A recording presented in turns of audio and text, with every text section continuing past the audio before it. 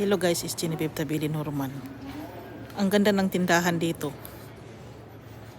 Para akong nakakita ng hindi ko maintindihan. Parang ang yaman-yaman niya. Tindahan siya guys, oh. Tingnan nyo. Maganda sa ilalim. Pasko na guys. Tingnan nyo. Ito na raw yung Pasko ng Sweden. Akala nyo poor.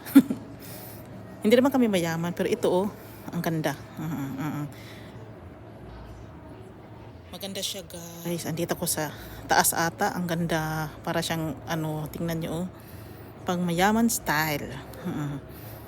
Ano na, Christmas na pala dito sa Sweden. Akala ko hindi pa. Tingnan nyo guys.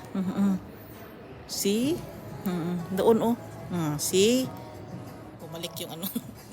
Yung Christmas tree guys. Ito yung pangmayaman talaga kasi ng mga balon-balon sa ibaba guys.